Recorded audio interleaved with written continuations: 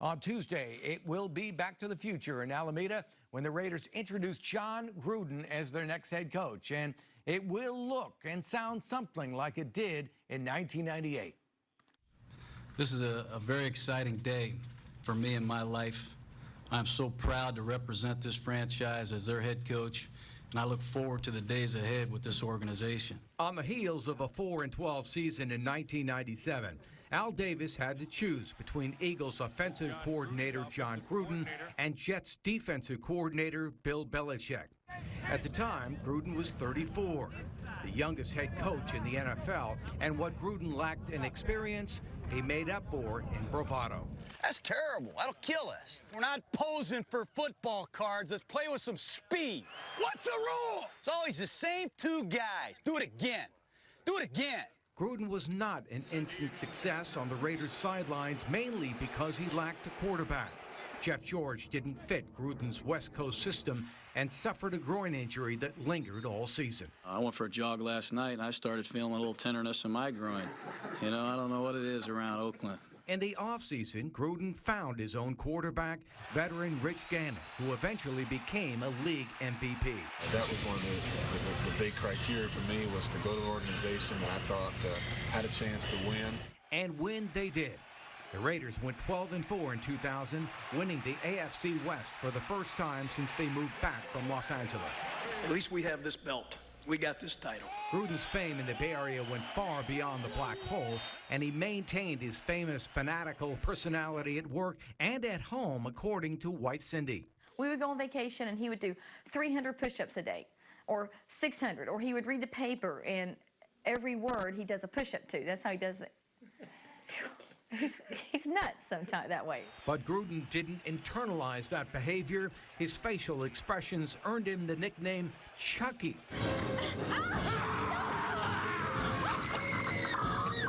From the 1988 horror flick Child's Play. Are you tired of that Chucky nonsense? Yeah, a little bit. What is the origin of that? How did that begin? You know, we had a guy in Oakland. He went the wrong way on a handoff, and I just kind of lost my mind. Of course, there's 80,000 fans calling you an idiot. And I just had a breakdown of some kind. Harvey Williams, if Harvey's listening tonight, gave me the nickname Chucky, and it stayed with me ever since then. And this is there some sort of resemblance? I don't see it. You don't see it, huh? Not tonight. Oh, I have to say, they flashed Chucky on the screen doing this, and they flashed Jon doing this, and it was kind of funny. The laughs turned silent when Gruden led the Raiders into the postseason in January of 2001. Oakland hosted the AFC Championship, but Rich Gannon got hurt early when big Tony Siragusa fell on his shoulder. I was really shocked that there wasn't a flag. I hope the NFL will review it. I just thought it was really a bad shot. And then a year later, I just assumed throwing tea into the Boston Harbor was going to be the most outrageous part of my trip to snowy New England. Boy, was I wrong. The tuck rule changed the course of both franchises that night. Clearly a fumble. So you totally disagree with the fact it was overturned? Damn right I disagree. I'll go to my grave thinking it was a fumble. Crushed from the loss, Al Davis began to wonder if Gruden would be worth the hefty contract extension it would take to keep him in Oakland. Rumors began to leak out of team headquarters in Alameda about the coach's future, but Chucky kept showing up for work. We like the kitchen hot over here anyhow. You know, we like a little bit of distraction. I do personally. I think it'll be good for our team, and I'm excited to get going here. But Davis famously brokered a deal with the Buccaneers to trade Gruden to Tampa Bay for 4 draft picks, including 2 first-rounders. The owner sent shockwaves throughout the organization. And when you look at it over a 3-year period, it gives us 10 picks in the first 2 rounds, based on our own draft choices and the draft choices we got from them. Bringing any Chucky dolls with you? As I'm walking in the house, the phone is ringing, and it's Al. I kind of hear like blah, blah, blah, blah, blah, Jon Gruden, blah, blah, blah, trade. And so I interrupt. I said, I really think that's a bad idea. I'm going to say it again. I'm going to emphasize this as best as I can. I think this is a really bad idea. And he said to me, you didn't hear me.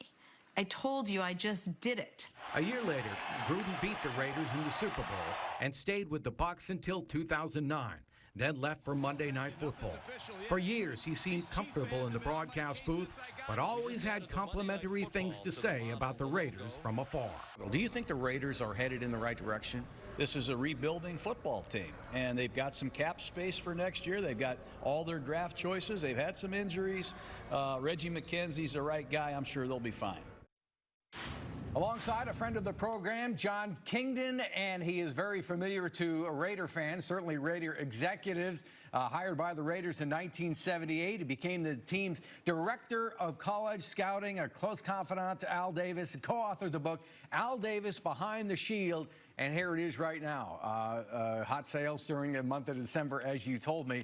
But Jon, when you joined us, first of all, welcome back. Thanks so much. And when you joined us the last time, you said that among Al's worst decisions, the departure of Jon Gruden, trading Jon Gruden, was among the top two. What was your reaction when you found out Gruden was coming back?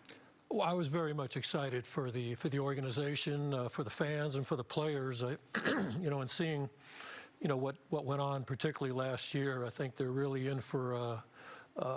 Particularly for the players, a real revelation working one-on-one and that closely with Jon.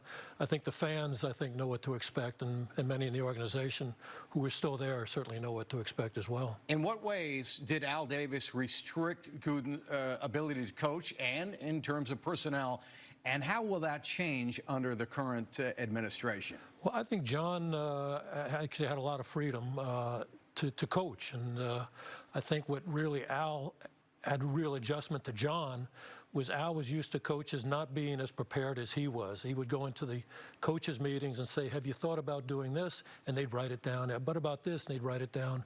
When I was in the meetings when Jon, at training camp, have you thought about this formation? Oh, yeah, we put it in. It'll be in there next week.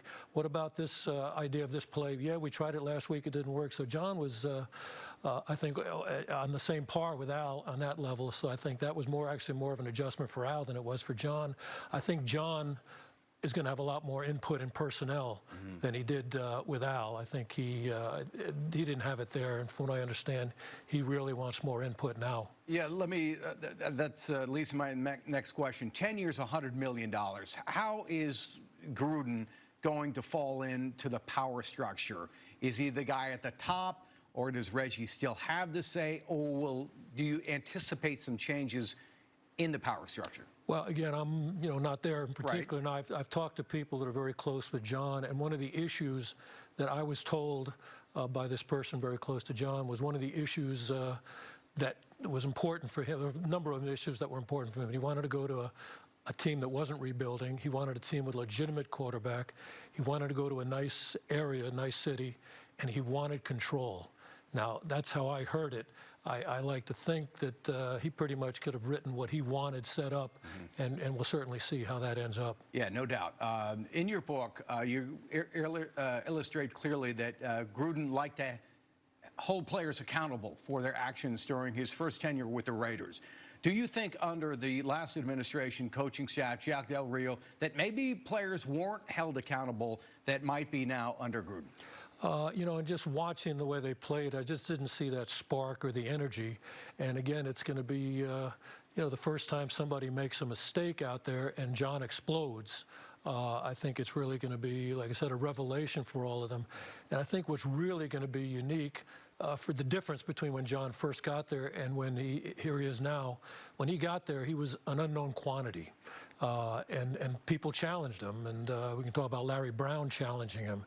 Now, everybody knows Jon Gruden. They know him as a coach. They know him as an announcer. They know him as the quarterback camp. And I think they know not to challenge this guy. And if somebody does, they'll certainly learn to regret it really quickly. Jon Gruden elevated Rich Gannon's play to an MVP level. Now he walks in with Derek Carr, younger than Gannon was at the time. Gannon and Carr have distinctly different personalities. What did you see in Carr last year that regressed that perhaps Gruden will make better? I think the leadership aspect, and I don't want to downplay how Derek tried to be a leader. but I think he was, you know, kind of, I'm a leader because I'm going to take all the responsibility, and it's all my fault and such. Rich would call out the players who weren't doing right. You could see him yelling at guys that ran the wrong pattern or that didn't block correctly and such. And I think that that's something that Derek would need to do and probably needs to learn to do. And Jon would be the guy that's going to, I think, would do a great job to direct him in that way to be a leader. What do you think disadvantages will Gruden have having sat out this long? I think the biggest thing he's going to learn, and I'm sure he'll do it quickly, is that being away for 10 years, I think the players change. I think that, you know, the salaries have gone way up. I think the players have gotten a little more influential in certain ways, and I think that's just, I don't think it'll take too long, but again, I think he's going to make things run the way he wants it run, regardless of what people are making. One thing's for sure, under Al, he didn't like Jon getting all the headlines. Remember, that's a good part of your book.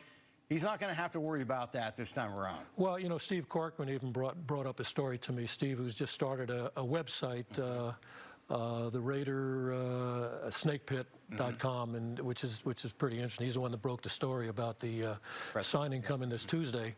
But he was talking about a time he was at practice and everyone was talking to Jon, and when Al used to walk off the field, the reporters used to kind of leave whoever the head coach was and go over to Al, and they kind of ignored him, and he kind of hauled out and said, "Hey, I'm the guy that put this together," and you know, everyone kind of looked over. So I think that's another factor. Yeah, my compliments, by the way, to Steve Corcoran and Jerry McDonald. They've been all over the story. Jon, great to have you in here. Well, yeah, hopefully, I appreciate it. Thanks hopefully so much. folks can read Al Davis Behind the Raiders Shield. Terrific book. But it's good to see you again. Thank you Thanks for coming so much. in. Always a pleasure.